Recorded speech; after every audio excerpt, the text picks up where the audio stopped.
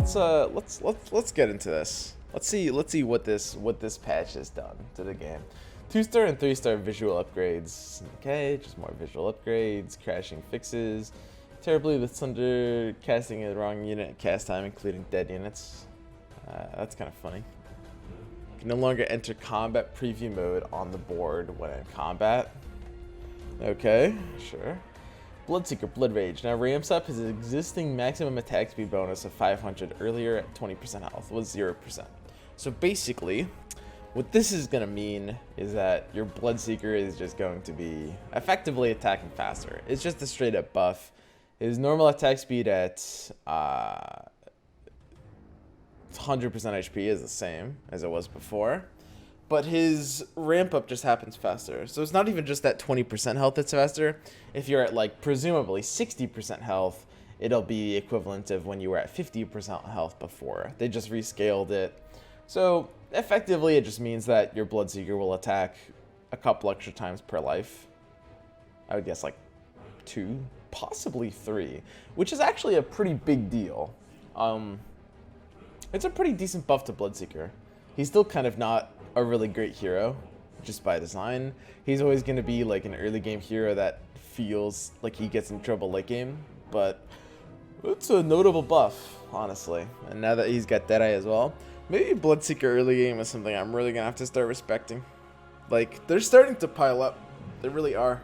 I'm seeing Bloodseeker really stomp for the first like 10 or 15 rounds. Lich Chain Frost. Bounce range changed to 2. Was 4. This is really, really interesting.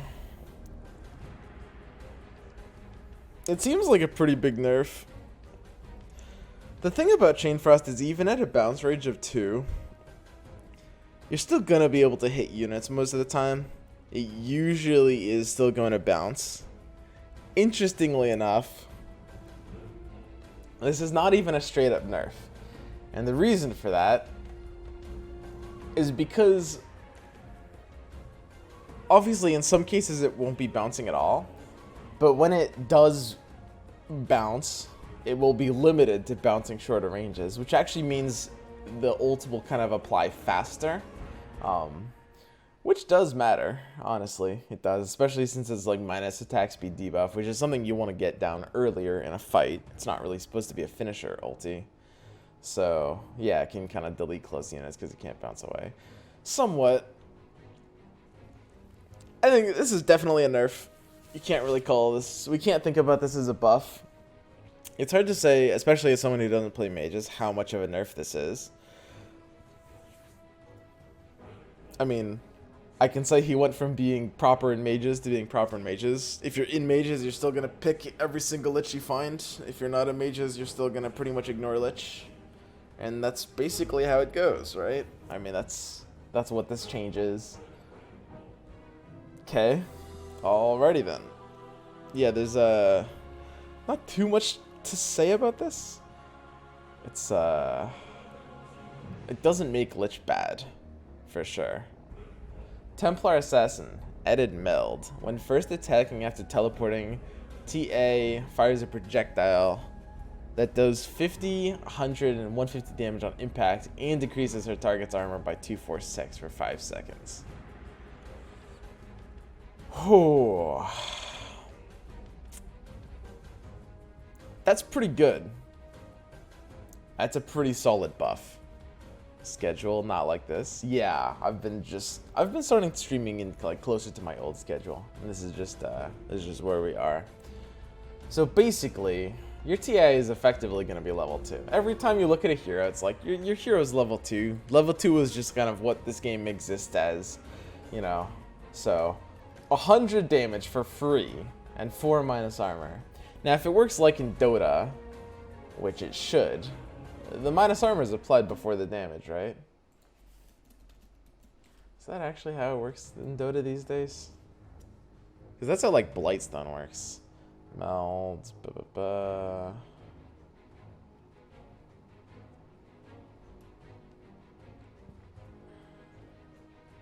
Meld first applies its armor debuff, then the attack damage, then the meld damage. Okay. So yeah, so Mel does apply minus armor first, which means it will be more than 100 damage. I mean, honestly, it really is pretty decent.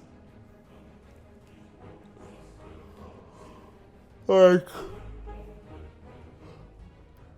it's a solid upgrade. So, I think there's one comp in the game that actually uses Templar Assassin, right? Everyone is saying Assassin's buff. I mean, Assassins don't even run TA, do they? Why would Assassins run TA? Assassins are like Slark, PA, and SK, right? Or Slark, PA, Quap. I guess sometimes they run TA.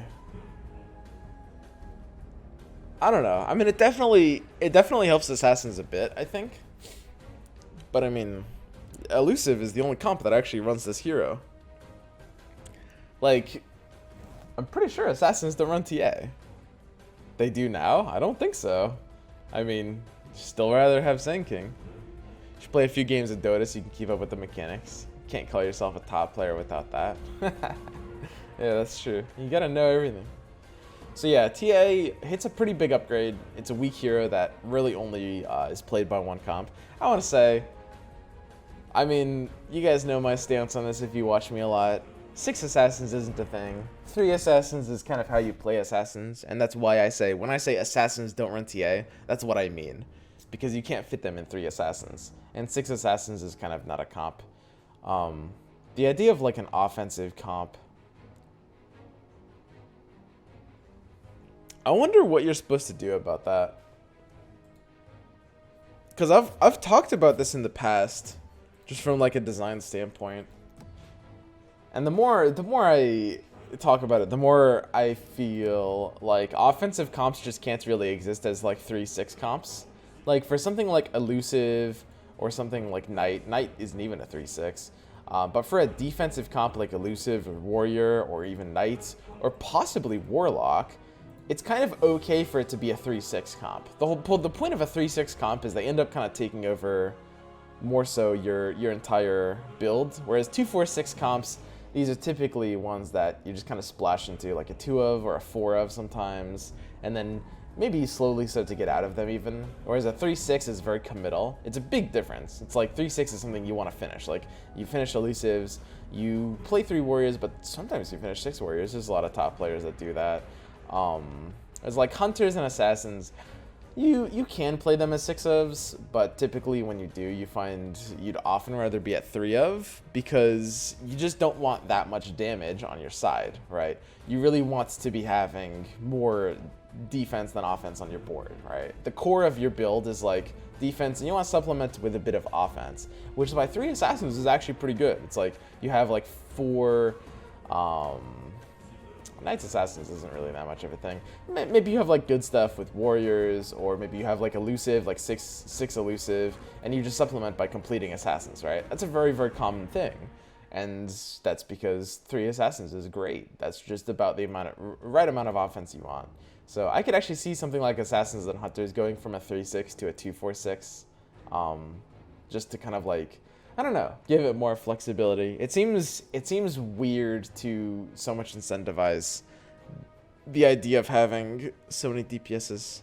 That being said, that might make it even worse, because maybe you just opt for 2 instead of 3 at that point then, because 4 even might be a little much. But anyway, we can look at this and just say this is an Elusive buff. Trained Protector, Leech Seed actually gets jump value. Another Elusive buff. Look at that. That's it's not bad. So basically, you have the ability to just prolong your Leech Seed. I wonder how often this is actually relevant. It's also a buff to kind of Druid good stuff, because Druid good stuff also use Treant to try to streak. Templar Assassin is more of a buff to Elusive, absolutely, because Elusive actually runs TA. Assassins sort of can run TA. I don't really think they want to, and even if they do, it's not imperative to the build, whereas Elusives always runs TA. So yeah, I can actually see giving Elusives a try. They're probably the strongest they've ever been right now. I'm not sure how they deal with the mage problem though.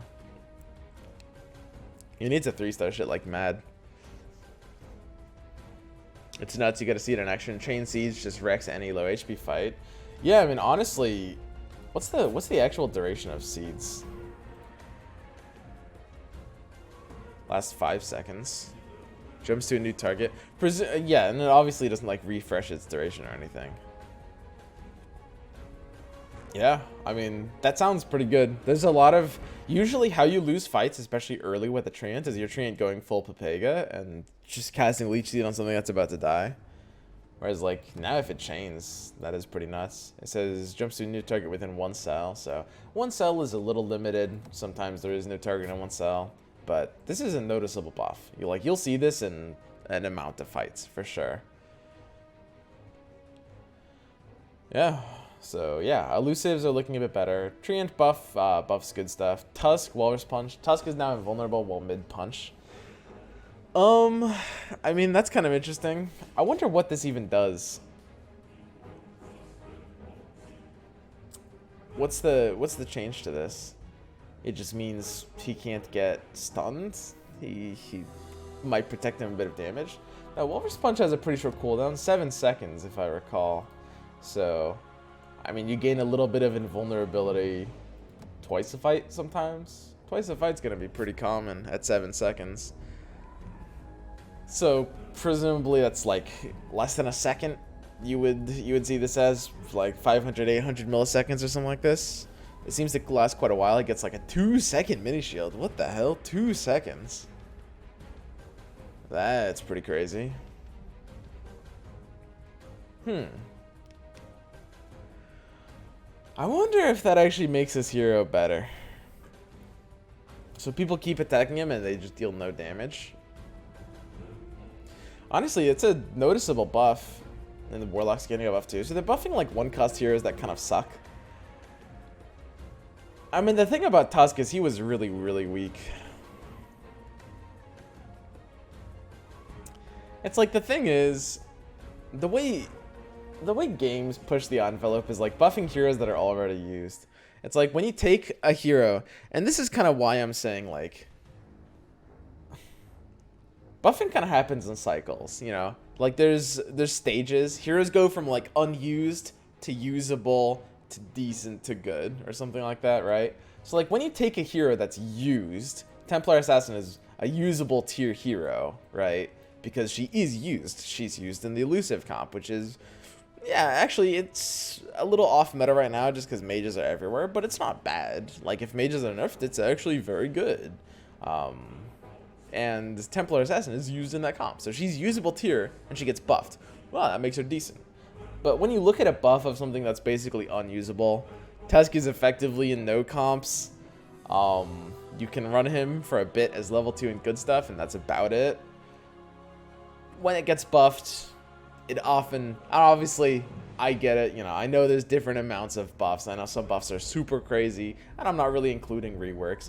But in a lot of situations, especially these Valve buffs that are just kind of like, you know, very incremental, you'll find that when they actually buff like an unused hero, they just go to usable and not actually, you know, not actually decent or not actually good.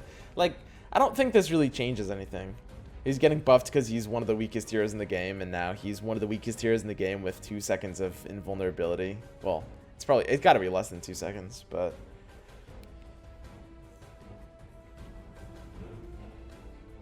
I don't know. If it's longer than I think, this could actually be a big deal. It's definitely another buff for good stuff, because like Treant and Tusk both use good stuff. I mean, even good stuff can use like something like TA. Good stuff definitely can use Bloodseeker, right? It looks like all these hero changes are buffs to good stuff, right? I mean, the change to Bloodseeker, the change to Treant and Tusk all buff good stuff. And fairly little else. Like, Tusk is only ever used in good stuff. Treant is pretty much mostly used in good stuff. I mean, you run him in elusives, but good stuff is like 15 times more popular than elusives, 20 times more popular than elusives. So, I mean, you can't really call this an elusive buff. It's a good stuff buff, right? Because these are units you're running good stuff. Warlock pretty much wasn't running anything. You run him in like the contract sacrifice. Good stuff is meta for over a whole month now. Yeah. So let's get to Mr. Warlock.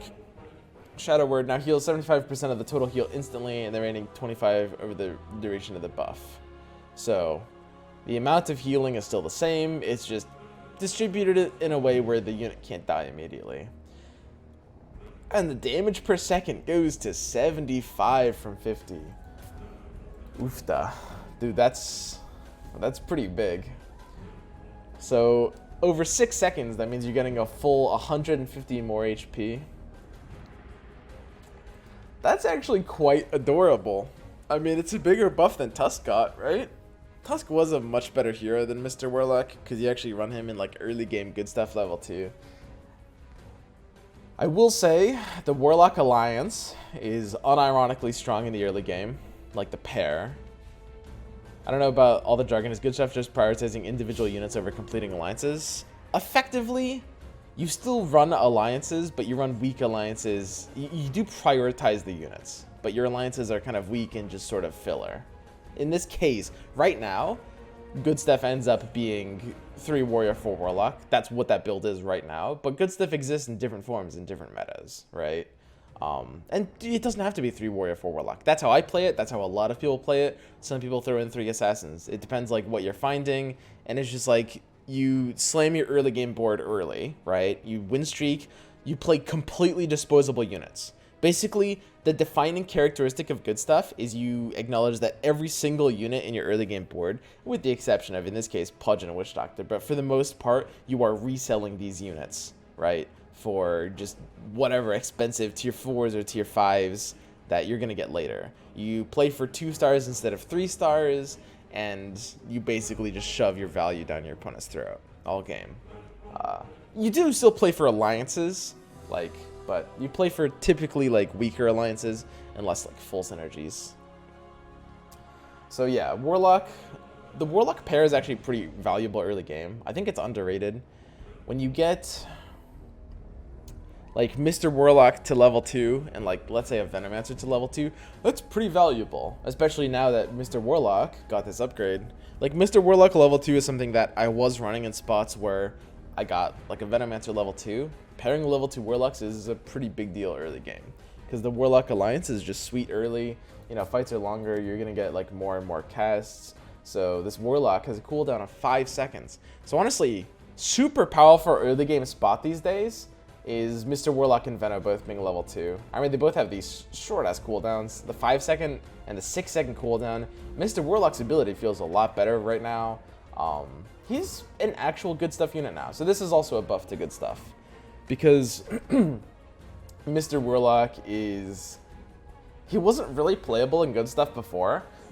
I would definitely play him in good stuff now. I would not in every situation, but in like your early game spots where I have the Veno 2, I'll start collecting Warlocks, absolutely. Bloodseeker is kind of the same way. I wouldn't play him in good stuff before, but I think now I will. Like in the early game, I'll open myself up to that. So what that means is you're gonna have a situation where good stuff early game is gonna become a little bit more flexible.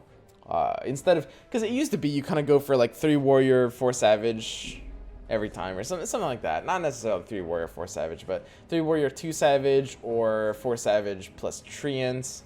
And now, you know, Bloodseeker gives you an option. Tusk and Treant are both better, and they're both in kind of the more standard way of playing.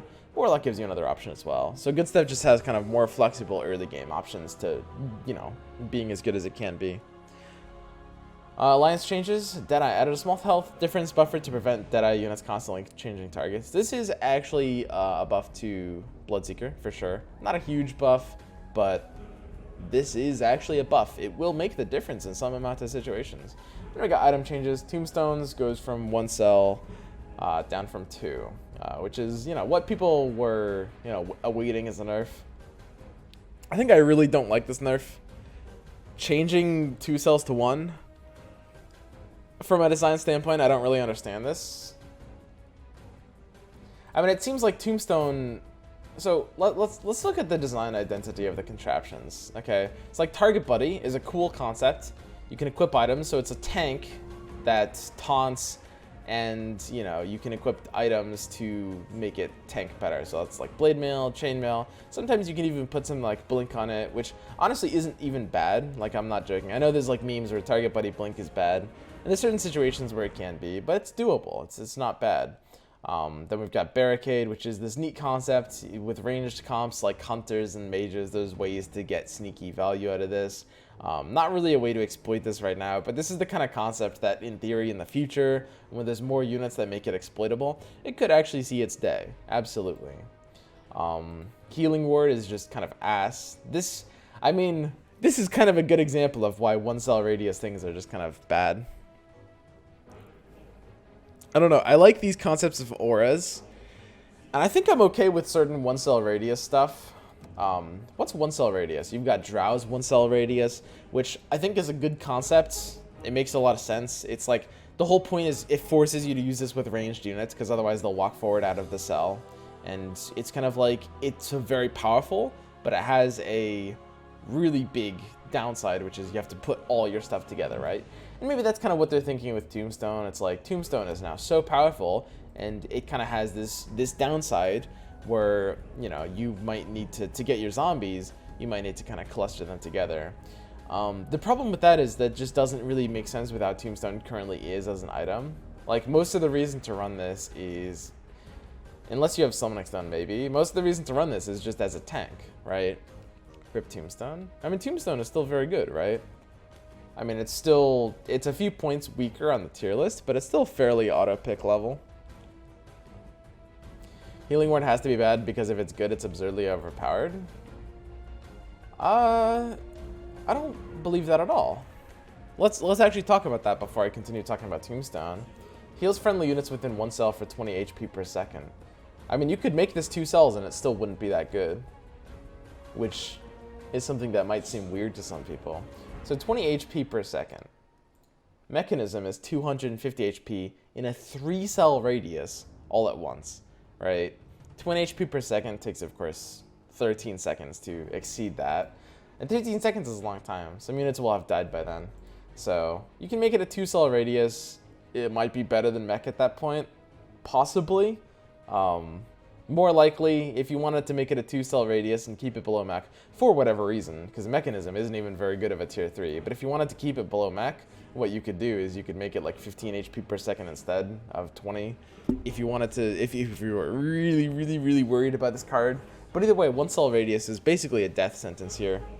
But Mechanism is S tier? Yeah, exactly. I wouldn't say it's S tier, but it's very underwhelming compared to some of these other tier 3s. Honestly, I find Bracers a little overrated, but right now Basher, Octarine, Maelstrom, Mask of Madness are all kind of nuts level.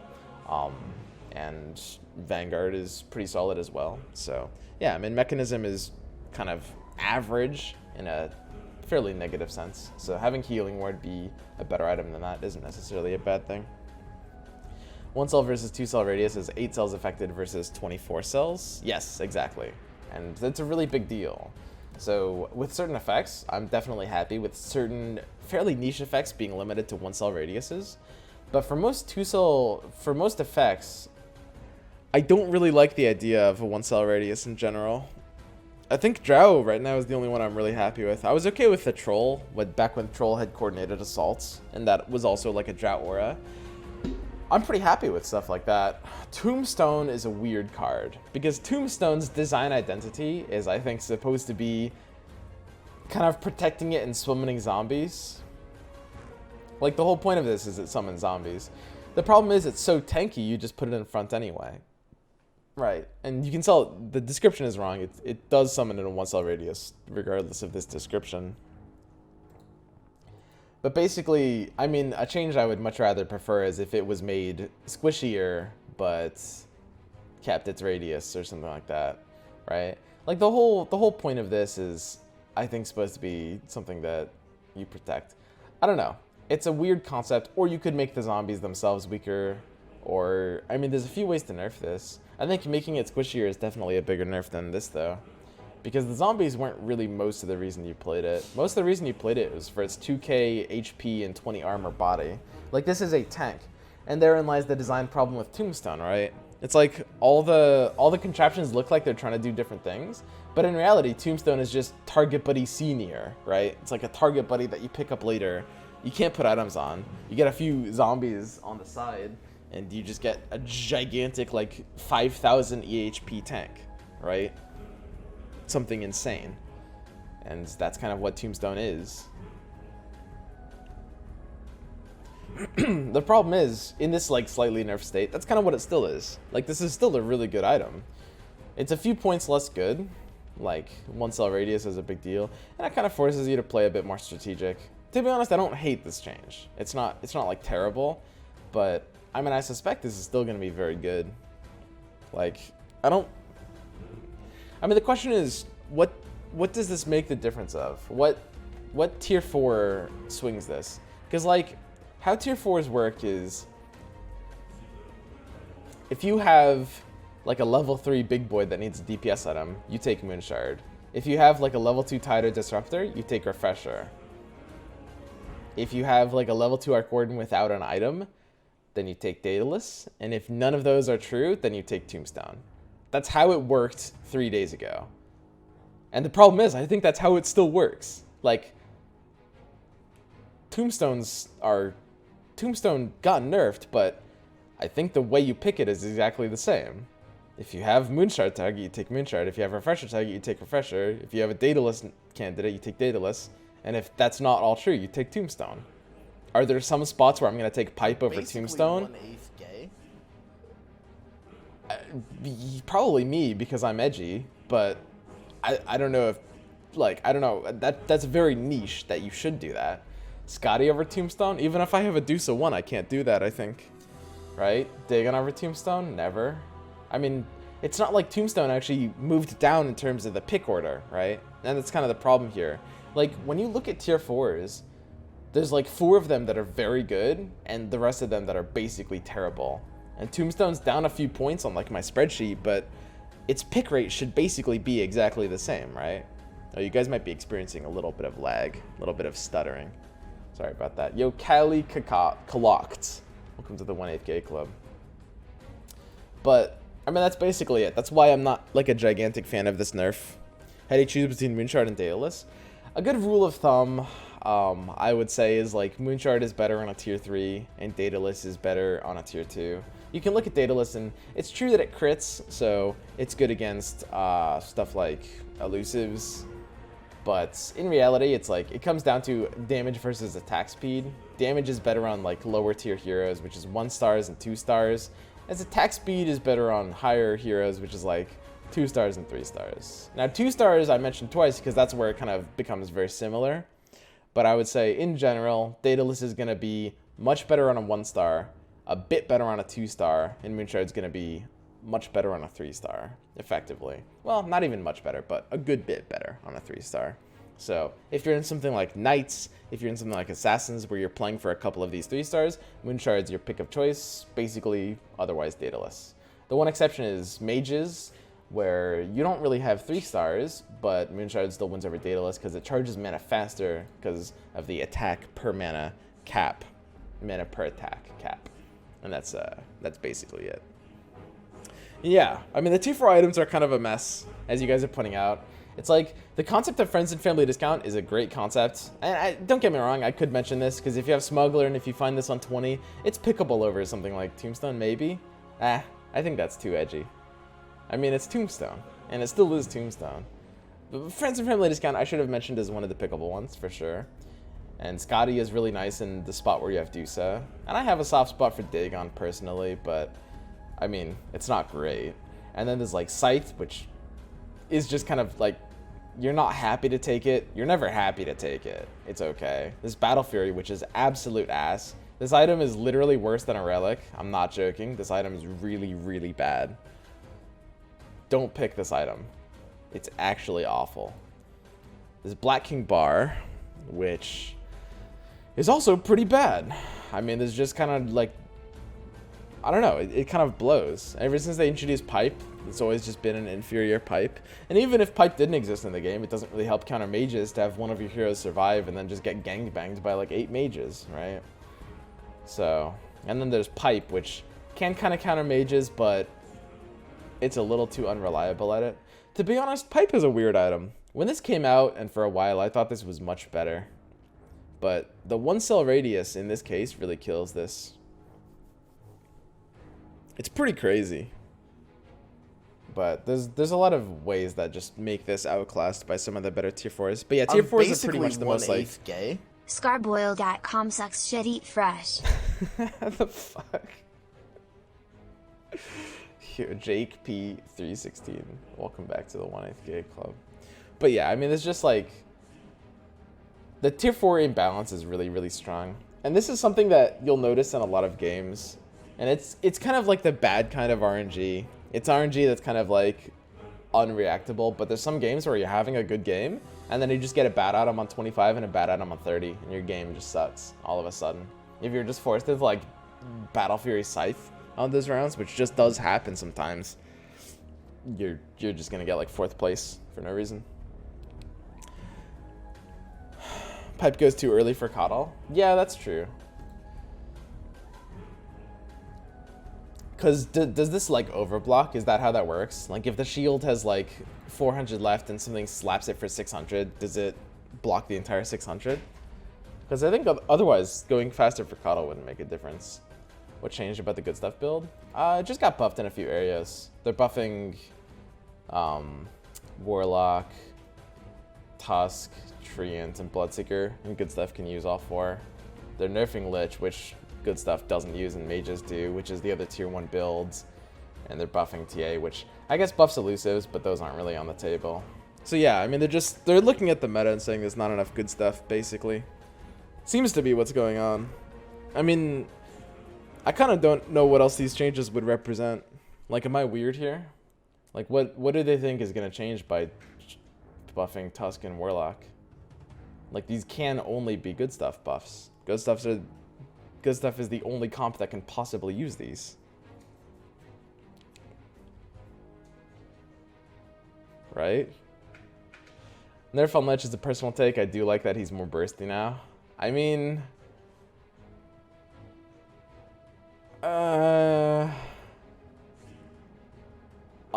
I would be pretty surprised if this was like potentially a buff.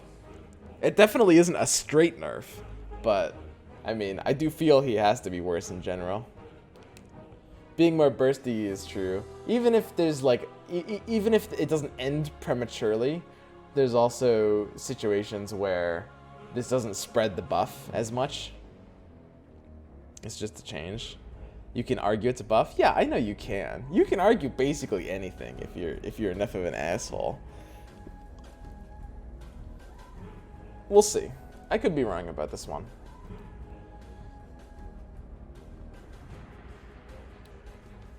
But yeah, I definitely don't mind that it's changed. Either way, I think it's just better design like this.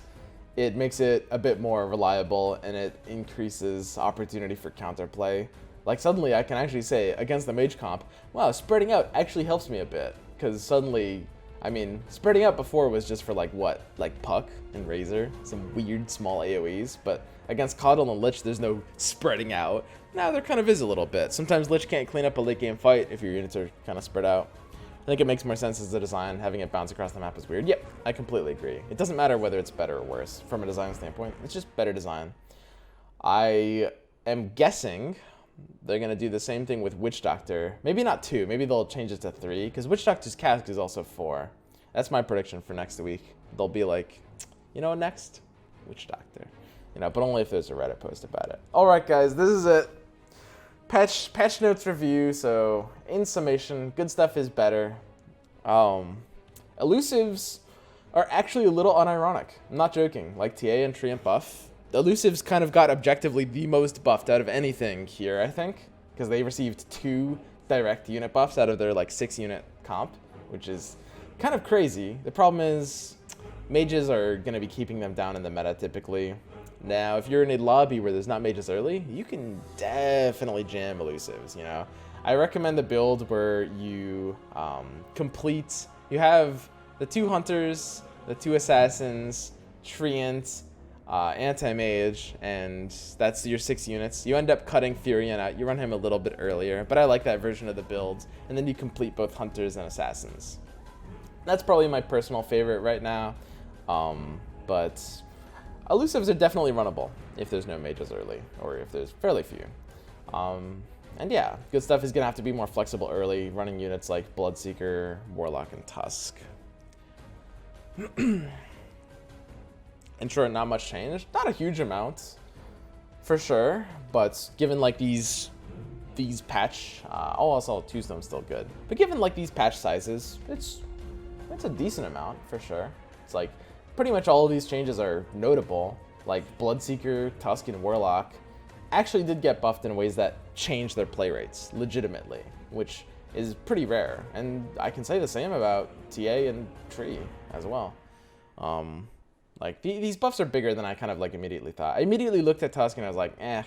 But the difference is Tusk was already played in some spots and good stuff, and people are saying this is like longer duration than I was initially thinking. So, yeah, it looks pretty solid, for sure. Let's go ahead and get into some games. I don't know why crits go through elusive. It's way too hard to counter. Yeah, it's a little weird. I mean, I don't really believe in like hard counters like that. Tombstone should be tier 3 now. It's so much worse. That's a hot take.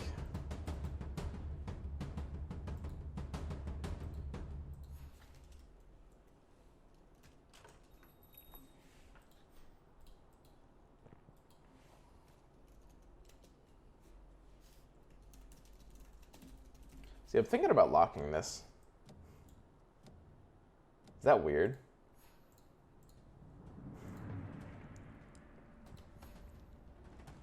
Install TFT. It's an unpolished mess, but different enough for it to be fun a bit.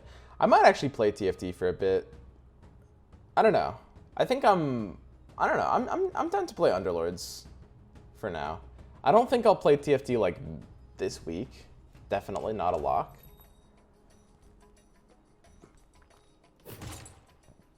I think this is absolutely a lockable spot.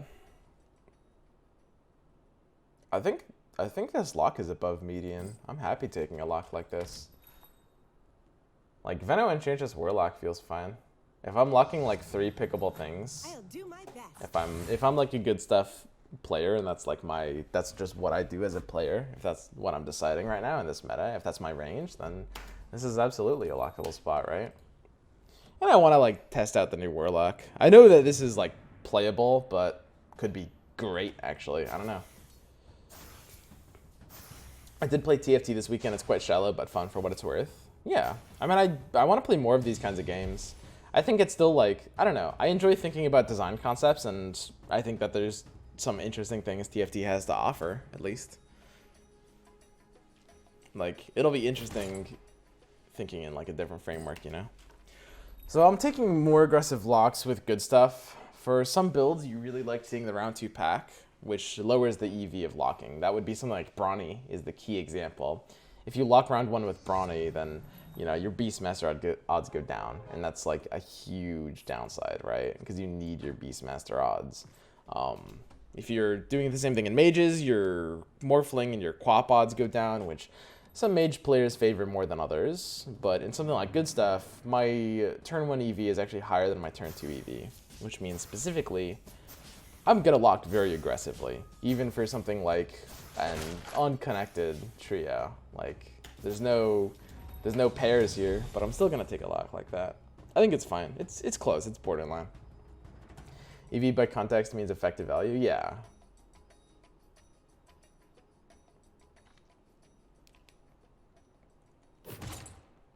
Second Arcane Boots. That's pretty nutty. I'm pretty happy with this start for a good stuff build. I mean, if Drow actually hits level 2, I think I'm pretty happy to rock her. So Veno and Drow and Warlock all pair, and that's the dream. Suddenly we want to make very, very certain we're losing this round because of roll value. Actually, I think that's backwards, funnily enough. I think it's when you're close to rolls that it can be a consideration to win the round.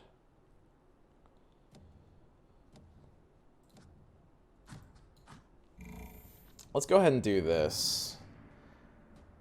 Yeah, it's very, very important to be losing round 4 here. Losing round 4, especially with good stuff, because good stuff wants to streak, is just like what? It's the condition you play for, effectively, right?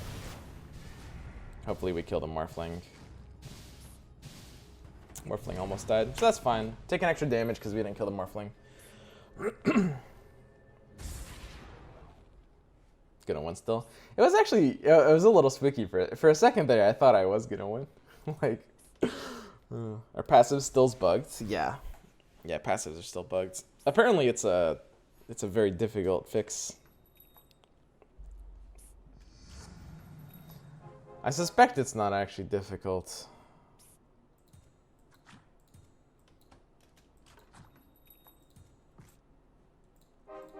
Holy shit.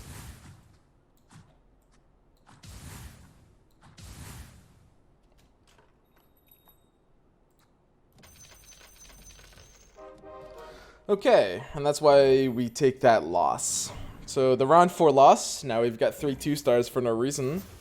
Like, look at that reroll value. Like, actually, look at what just happened. Imagine if we won round 4 there, because a lot of people are confused by this play. A lot of people are like, well, why do you lose round 4? And now this guy's like, wow, he's got a fucking insane build, what the fuck? He's pissed. Look at him, he's emoting. So yeah, I mean, you just take the easiest round 4 loss of your career, and we're even on the improvement. Look at our bench. Our bench is still value for how good our board is, because when the Drow 2 completes, it spreads the attack speed aura to everything and completes Heartless with Pudge. Our Pudge main tank 2 with the chainmail is popping off, and we're nutting. Like, so imagine the same exact game if we hadn't taken that round 4 loss. Suddenly, we don't have the ability to build a streak whatsoever. Like, whatsoever. We win round 4. We would have won round 4. We might have won round 5, maybe. And then we would have started losing some, and then winning some, and then losing some. Like, why do that when you can just lose round 4, and sometimes round 5, and then just, like, win the game? And this is also showing Warlock 2's new kind of identity as this pretty good thing. I mean, having the Warlock pair, especially with the Pudge 2 chainmail on my front line, this Pudge is never gonna die. Like, this Pudge won't die until like round 15. Like, this Pudge is immortal. It's a level 2 Pudge with a chainmail, with the 2 Warlocks that have the shortest cooldowns in the entire game. Shadow Word healing it, linking it at a 6-second cooldown, and Plague Word linking it at a 5-second cooldown, and Enchantress is healing it too! This is an impenetrable shield. So the question is, how greedy can we play the spot? Because the greedy play is to not level up. That's like, that's the epitome of greed right here.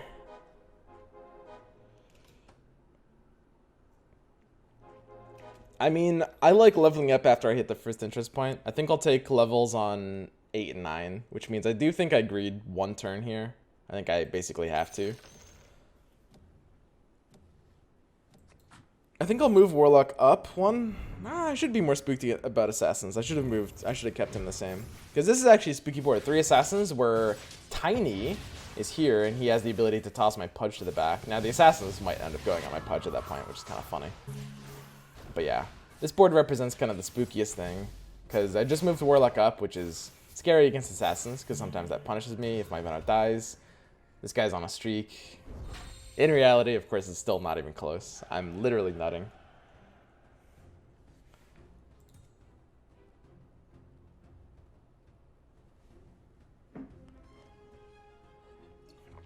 It's pronounced epitome. Yeah, I know. I was being facetious. That's CM right now. I'm not going for CM right now, guys. CM is just a bad unit. No ways around that. And I never go for Pudge 3. I think Pudge 3 is basically not an actual unit. I think the best thing to do is to greed these points. I don't know, I legitimately think I'm nutting so hard that I can greed these points. This guy's spooky. Yeah, this guy's gonna beat us, actually, if we do that. Yeah, we have to level up. God, that's so annoying, but we have no choice. So let's see his positioning here. Okay, yeah, we'll do something like this. So the thing about this guy's board that's really scary, let's check it out. He's got a Tiny 2 and a Quap 2. Tiny 2 represents the literal only way anyone can ever beat me, by tossing my Pudge to the back, and then my Pudge reacquires and dies at the end. After his Quap 2 just has her way with me. And I'm a little spooked of that. I think I might be ahead over his board right now, but I don't know. That's like the only kind of board that can possibly beat me, and I'm pretty scared of it. I'll play it like normal.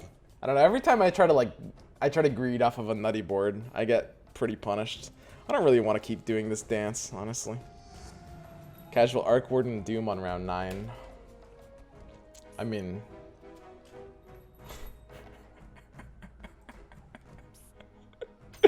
what the fuck? Does anybody know what's going on? Like, what is this? Look at my fucking board!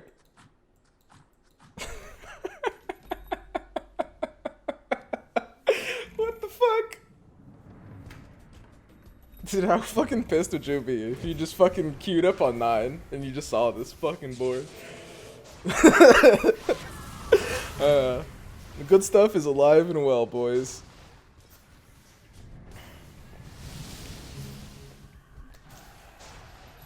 And that's all you need. And look, this is like, you know, when I'm saying good stuff is getting buffed, like check this out. It's like units like Warlock, units like Bloodseeker, and units like Tusk, even more so because Tusk is better now. These all just lead to good stuff, right? And if you're in good stuff early, you have to be in good stuff late. So it seems like a minor buff. I'm basically 1/8 gay. You the man. Oh yeah. Oh, listen. Don't I know it? Okay, what are we actually doing here? I want to hit this interest point. 1, 2, 3, 4, 5, 6, 7. I'd have to sell the Witch Doctor. Selling Witch Doctor is a little pricey here. I think this interest point needs to be hit for sure, though. Absolutely. And we'll replace X with like a tiny or something we find later. That's fine. So the Drow pair, most importantly, let's evaluate this Drow pair. When you're pairing, it gives you potential value. But the potential value is only as good as the spots open on your board are, right? So this is intuitive for some people, but the Drow pair no longer holds value. That's something I could skip an interest point for before, but now my board is good. It's like, let's say we complete the Drow. How would she even fit onto this board? I mean, our weakest link is like Axe, but he's Third Warrior, and Third Warrior is actually really, really powerful, like unironically. Third Warrior is what we need. So there's no room for Drow anymore, so we're just not going to pair Heartless, and that's okay. Nothing wrong with that. Pretty ass pack on round 10, but I can't really complain about it. Basically 1/8 Breach of the Aggressor, I think, Swim, is just the stop best item nutting here. and trying to hit Lord in your lobby. Oh, I'm sorry. That LeJoe schmo. Blade will strike true. Wait, who are you in my lobby? 1, 2, 3, 4, 5. So we can't hit this interest point. There's nothing we can do here. Necrophos is pretty good, though. It's time for Mr. Warlock to go out.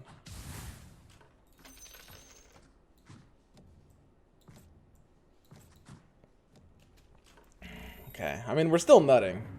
Because we did just get, like, the casual Necro there. And yeah, Mr. Warlock, it's just kind of past his time at this point. And that's fine. Nothing wrong with that. Warlocks are paired. Necro is just a better version of Mr. Warlock. Even at level 1, he's pairing Heartless with Pudge. We're truly nutting. It's a very, very insane game. And again, I'm not trying to suck the dick of this, like, lose round 4 strategy, but imagine how this game goes if you don't get that one free roll that completes, like, all of our units. This game, like, I mean, we'll have the Doom and the Arc Warden early if we're looking at that, you know, that RNG in that way, but I mean, it's still just behind. We still just suck. So, at this point in the game, this is basically just what our board is, right? Our board is this. We're not going to be in Druids. We're not going to be in 4 Savage. This is what you're seeing now on our board is what our board is going to be basically for a while, right? Let's go ahead and make sure that our positioning is kind of ahead of these guys. It looks good. Pudge is getting multiple attackers on both of those. Hit one of the 2 streakers. These are the boards we want to respect. And this guy looks pretty good. I mean, he's got to feel pretty good. He's got all these 2-stars. He's got 2-star Pudge Chainmail. He's got Luna Claymore. You know, he's feeling like he's nuts. He's ready to take on the world. You know, he's got everything. He's got fucking nothing. Oh well, dude. Sorry about that. Sell Ogre Bounty, keep the tree ammo. I mean, I could do that. I'm using none of these units. Like, none of it. I could have sold all of them. There's 0 chance I'm using any of these units. Literally 0. I mean, even if the tree completes, I'm not going to respect this tree in the shop. I'm not going to complete the tree. I'm not in druids. So, we've got, as always, ask yourself, can I hit this interest point? 1, 2, 3, 4, 5, 6. We can't tell the Arc Warden, of course, so we can't hit this interest point. And that's just going to be okay. Nothing wrong with that. Yeah, pretty straightforward, pretty self-explanatory. Again, nothing super fancy to be hitting here. When we get, hopefully, a good item on round 15, I'm basically we will be able to take the 1/8 streak. gay. And we hit the other Forgot streaker. to unsub which... again, frown. Hey, Pubsy. Welcome back to the 1/8 gay club. Man. There's still a lot of you, like, old guys hanging around, huh? Like the old Gwenta boys.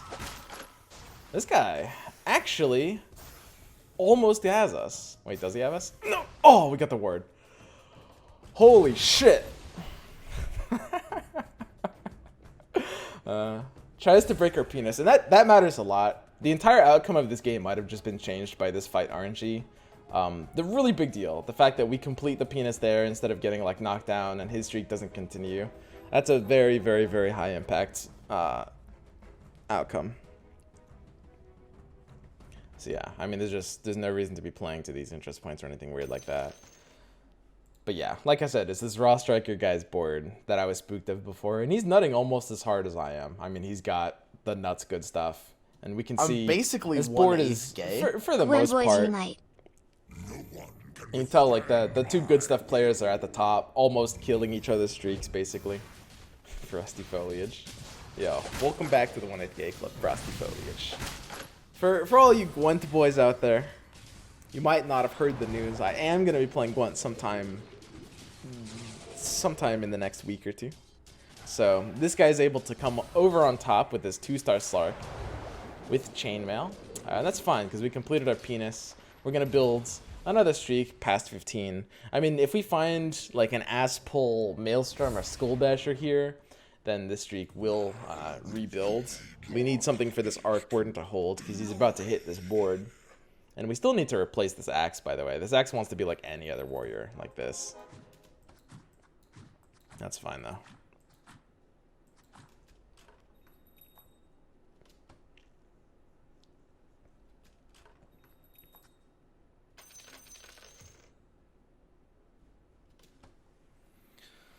Okay, so I don't even know like what my favorite endgame good stuff build is anymore. Now that Enigma isn't necessary, it's like, what do you even run in that slot? I think I like going 4 Heartless if I have Fall.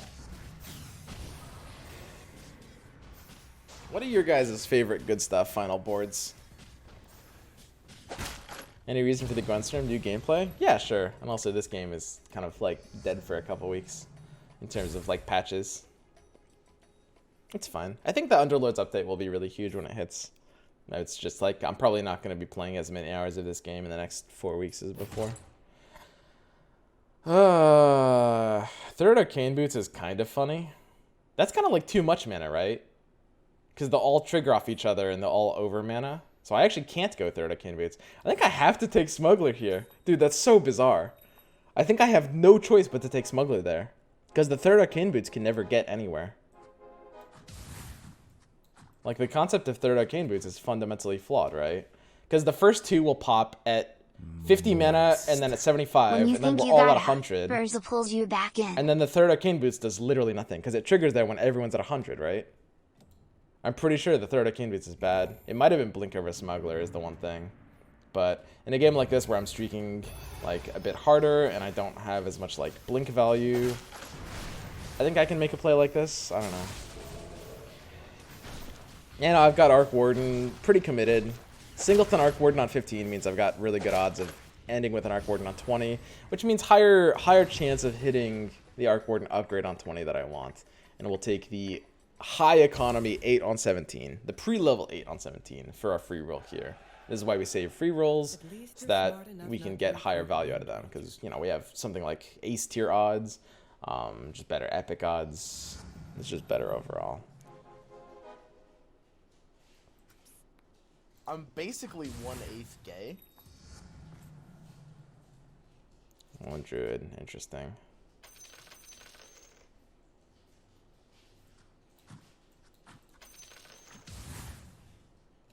what am I actually putting on board here?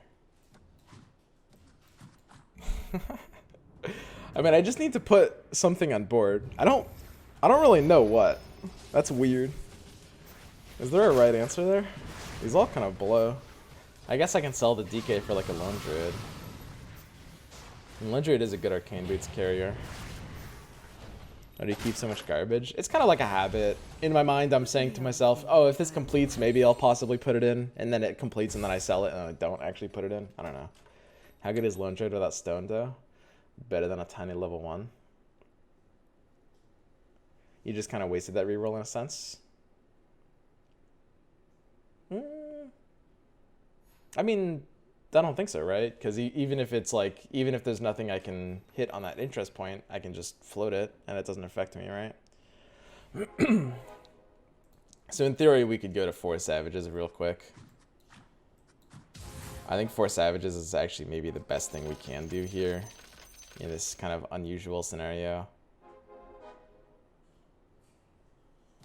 Doesn't Sand King have to be better?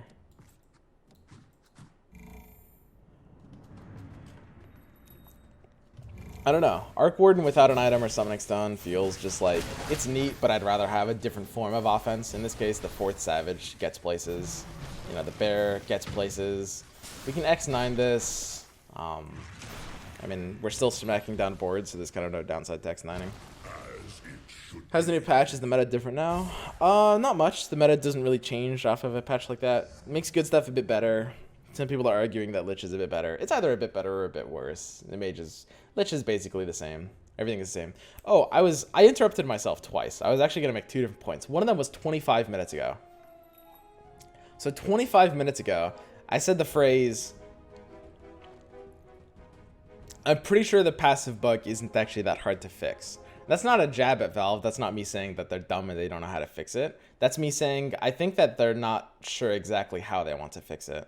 Because it's been in the game this entire time, and presumably they're thinking to themselves, should we update the tooltips without actually maybe changing the passives? Like, these passive levels are not what we thought they would be at. So maybe they're gonna like keep the level 2s their same bugged level 3 values and just improve the level 3 values, which shouldn't really impact gameplay basically at all, because nobody really goes for those level 3s, except for like anti-mage sometimes.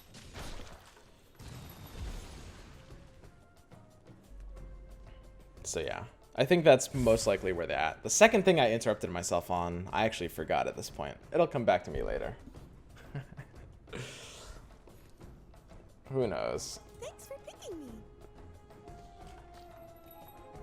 So yeah, as mentioned, this is what it looks like when we're rebuilding our streak. Tusk is hilariously enough actually useful here, because there's going to be a point where we might want to be bridging our warriors with our thing. Shouldn't have any problems with this, right? Dude, sometimes this round is just scary.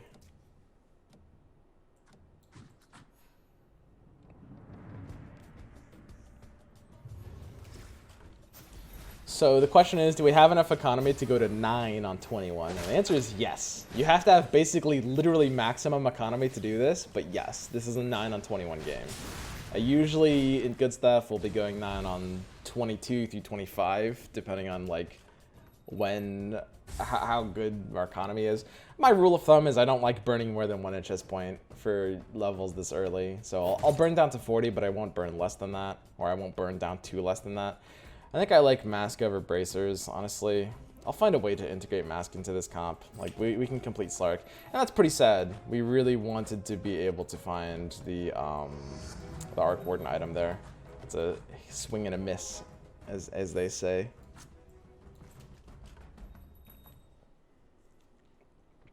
So what I can do is I can just put in Tusk here. I can sell out of these. I can sell out of... This Lone Druid actually probably is totally fine to sell out of.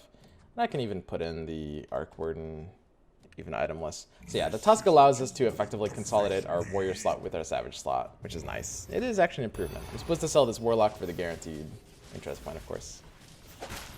And we pair Witch Doctors here. So yeah, I think taking Mask there is fine. Slark just doesn't really need to be level 3 to be great. And in good stuff, you know, especially if we're snowballing early, We'll get a Slark 2 with a Mask for a while. That's okay.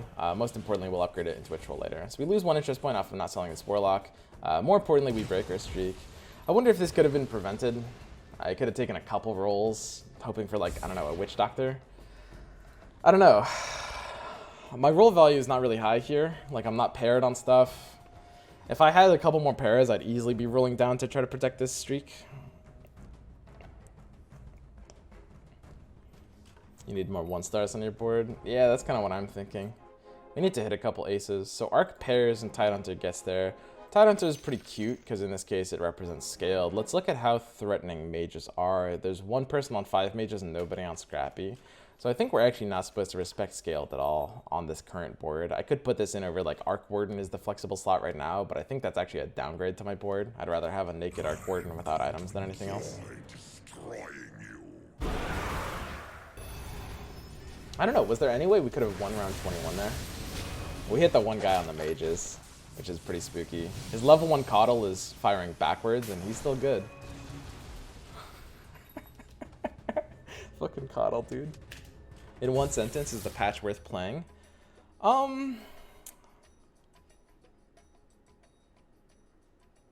It depends how bored you are. That's my sentence. I think the patch, I mean, if you didn't like the meta before, the patch only made it worse.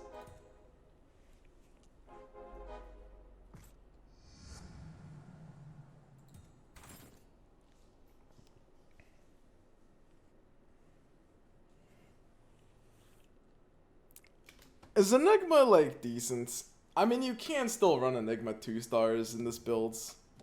We can just use, like, the old school version of the build.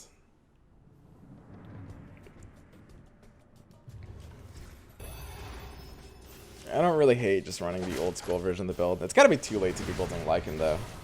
I think it has to be. Even though I just want level 2s on this board, it literally feels too late to build this. We're still coming over on some boards here, it looks like.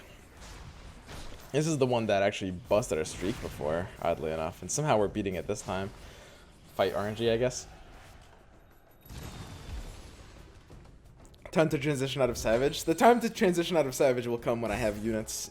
The problem is I don't have units right now. I mean, I can put in Scale than I usually would, but there's a lot less magic damage in this lobby than average. And a couple of pairs hit, which is nice here. I mean, Pair on Doom is nice.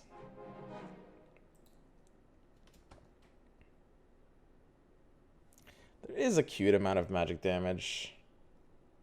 Yeah, I don't know. I think Savage still gets there. I think this is fine. The thing is, the thing that's most important to understand is you can't actually get out of Savages until you have other things to go into. I need 2-stars. I need, like, be able to go to 4 Warlocks with, like, a 2-star Witch Doctor or, like, a 2-star Tidehunter. I just need something to hit the 2-star. Tusk out for Tide, it's surely better. It might be. I mean, 4 Savages is actually still pretty decent right now with Veno 2. And, I mean, Tide is not really a great hero at level 1. It pairs Scale to the board, which is pretty weak in this lobby. Yeah, it's probably a bit better right now, but not much, right?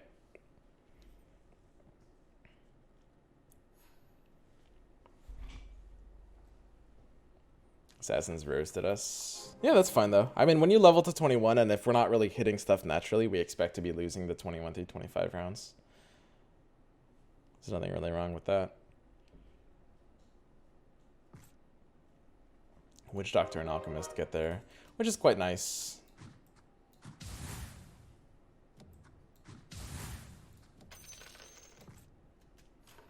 So we're about to sell this Tusk, by the way. I'm not actually putting him on my board.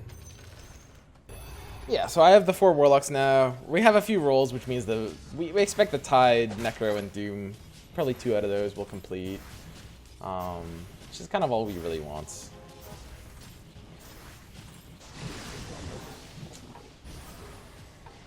Getting nothing. Oh, yeah, Sniper, I guess, has a new cape. I guess. It looks a little weirder. Arc 4. Arc 4 is not really value here.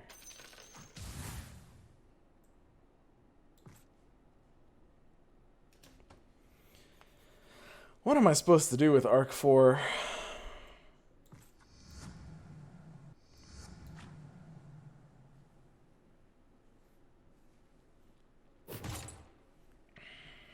So we have Daedalus, which is great. I mean, that's pretty nuts. That's what we wanted on 25. That's why we took Smuggler when we did, partially. And we have to take Smuggler in a spot like that. I don't really believe in round 15 Smuggler. I think it's a little overrated, but it's definitely good in a spot like that. 100% has to be. Enigma pairs, which is adorable. It was pretty cute.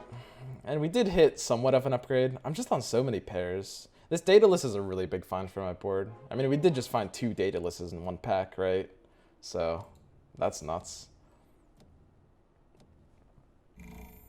I want more Assassin Catchers, because I'm quite spooked of these 2 Assassin guys. These are like the 2 strongest boards. Now that my Arc has a Daedalus, I kind of need other things to be going on him. I'm just kind of tanking some here. Not bad.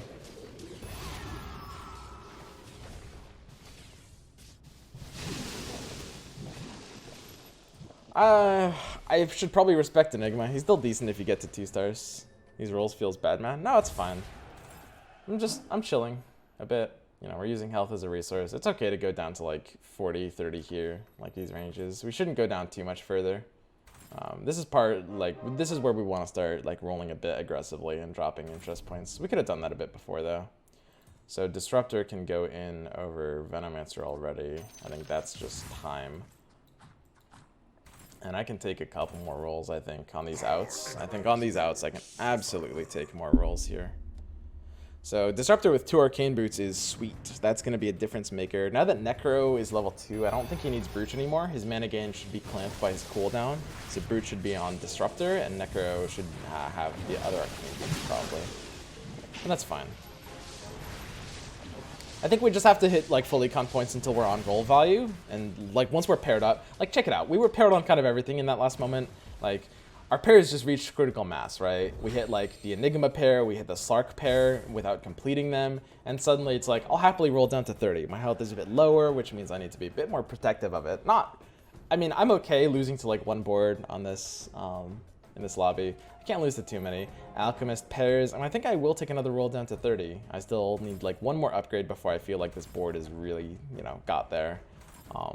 There's the Alchemist upgrade, and I think it's perfectly safe to sell this second Arc Warden now, because we want to hit this interest point. I think we're completing these other things, and I think that's okay. So I do want to switch these items, as I mentioned. I think this is going to be fairly important, and this board just looks good. This guy's got the Luna 3, and Alchemist 2 is a pretty big upgrade to hit. And now my roll value is a little bit less, and now I think we'll probably take a chill pull for a bit and go back to 50 gold interest.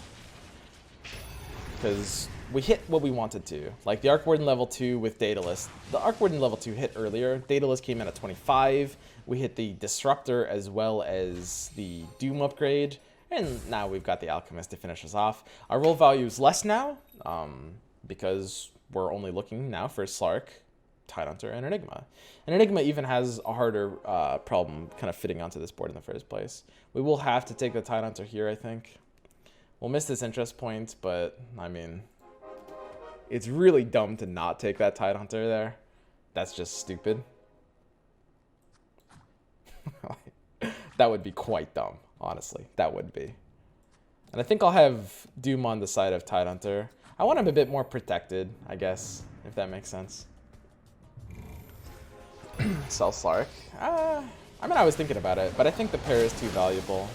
And I don't really like X9ing right now, because I think there's still maybe a board that beats us.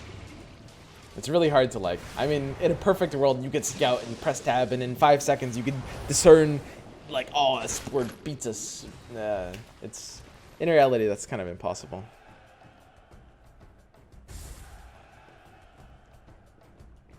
Disruptor ults? Yeah. Oxbray went off the map.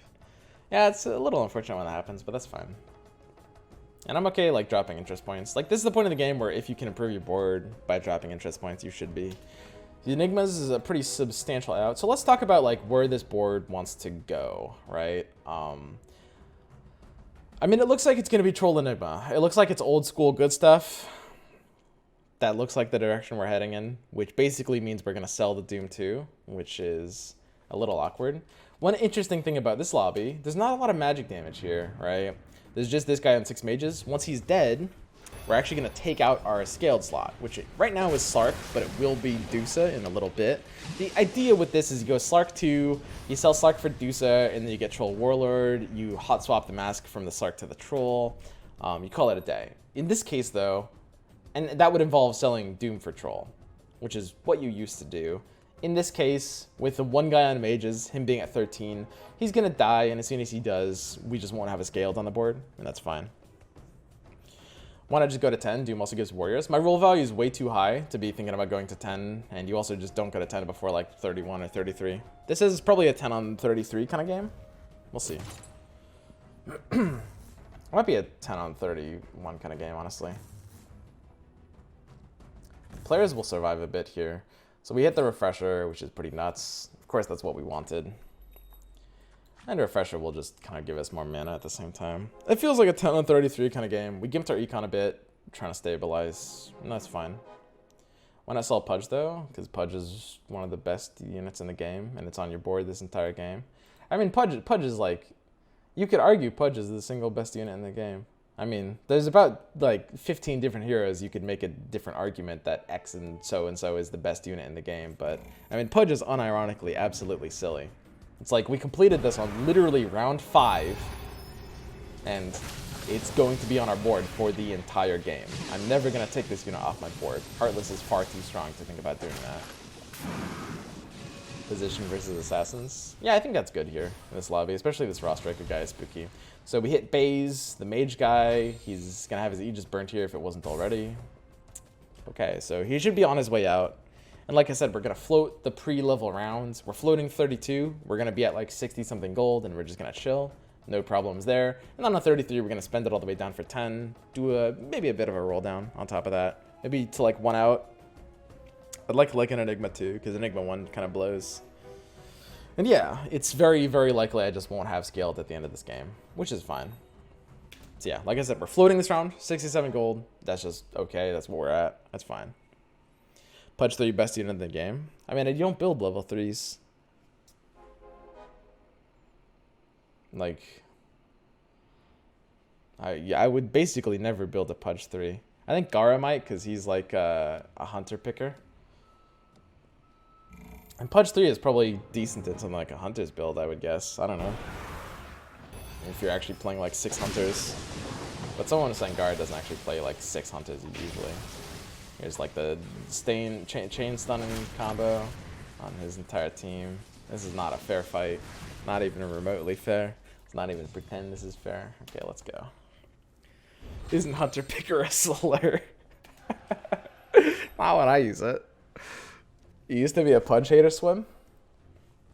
I've spent time in my life hating a lot of things, Gara. I mean, even if I dislike Pudge, I mean, I like undead. I'm basically 1/8 If I dislike gay. Pudge, that means Any I'm getting guesses undead on from something Underlords else. effects when they get added to the game? Are you asking me for guesses or guesses? You know what I mean?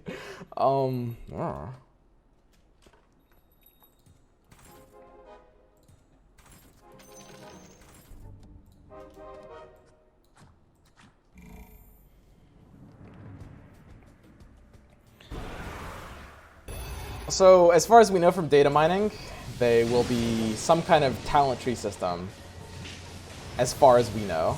But maybe they're changing them internally. I mean, we have basically no idea, because, I mean, there was a delay, right? But from data mining, we do know that there is some kind of talent tree system that presumably you can equip different passives to. So this would be over the course of your own play between games. The question is if this is like, yeah, inter-game upgrades, which is like between games, you're upgrading stuff. Why are these guys almost dead? What's going on? So the mage guy is out already, which means, I mean, they're not really dealing magic damage anymore.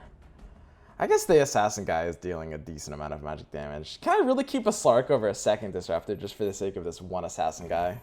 Can I really do that? Like, do I want scaled against his board? Viper 3, Quap 3, and even like Puck and Sand King. That's a lot of magic damage. It is. But he's still mostly physical. I don't actually think I want scaled against that board. Like, even though he's got that much magic damage, I think I'm still better off just having more powerful units. So, that's fine. But yeah, so the question is, like, are these going to be... So perhaps some theory could be that you're going to be seeing every single, like, creep round or so, like every 5 rounds, you'll have like a talent tree point to kind of put into whatever path you want. Similar to how talent trees work in Dota, which is what I've heard because I stopped playing Dota before talent trees were added. Back when stopping playing Dota was cool. So let's do one duo queue and cry about the MMR system. Yeah, that sounds good. We should play duos when duos come out, Gara. I was actually really hyped for that. I was hyped for duos. I thought they were gonna come out last week, and I was like, yo, I'll ring up Gara, and I can't wait to get fucking rejected. But you know, that would have been fun, dude. I'll get rejected by you any day, Gara. I'll be the Naruto to your Gara. Okay? Any fucking day, dude. Imagine being hyped for duos when you have no friends. Come on, man. Casually slide in roster at 35. Fucking whatever, I don't care. I'm supposed to position for assassins here. Do I just like corner box? I mean, we've got like good enough AoE that we should be corner boxing, right? Got a Viper. I guess we can 10 out of 11, whatever.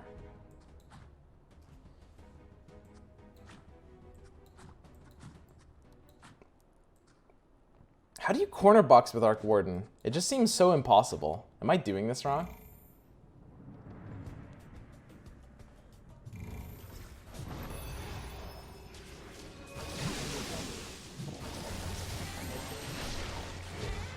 Am I tied? Actually not old there.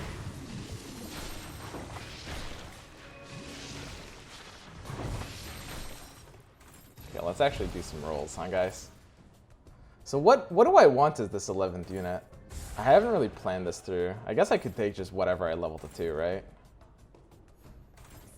Ideally, I'd have like Troll, basically. I mean, it's just Troll. Dusa. More Arc Wardens is no good.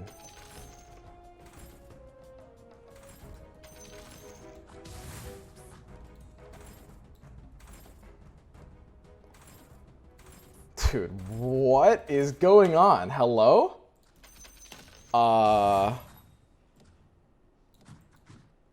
Okay, so Doom's positioning is he needs to be moved. I tried to do that at the very end and I misclicked. I was trying to swap Doom and Disa. Oh well. A disaster.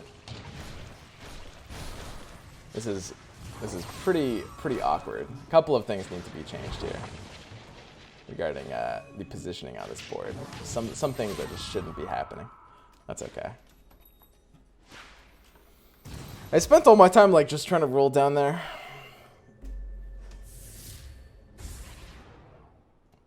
No Troll. Yeah, I should have like a Shadow Shaman on my bench for Troll Warlord odds. It basically doesn't increase them though. Deuce is unpaired as well. We had like the one thing we sold out of. Jesus Christ, game. It's so fucking unbelievable. How is that even possible? Okay.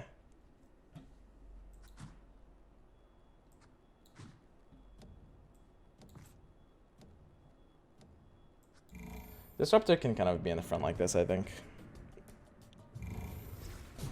Like, I've been paired on gyros twice now. And I have to sell them to keep rolling, because I'm looking for, like, a troll level 1. I mean, Deuce of pairing is okay. Something like a troll level 1, or the techies to complete, because I have no choice but to keep rolling. And I keep finding the gyro. A fucking meme. Alright. So basically, I mean, it's just like, you guys know the meta. We kind of were trolling in the last, like, 3 rounds there. Like, we're supposed to play that a little bit faster. It doesn't end up mattering because our board is just better. But we lost like one fight we didn't need to. The first fight we lost, In theory, if we roll fast enough, we can avoid losing 2 of those fights. But we need to like find the 10th unit fast. I spent like 70 gold though into single Medusa and a pair of techies, which is pretty bad. I've got to value techies a lot more than gyro here in a spot like this where like you can kind of get the assassins to jump into you, and you know the bomb is just going to end up doing more. No item for something like gyro. But not having the troll is like really, really awkward. Almost possible game lose. It's fine that we didn't find it just because the board was so good, but sometimes not finding that troll there is just literally how you lose that game sometimes.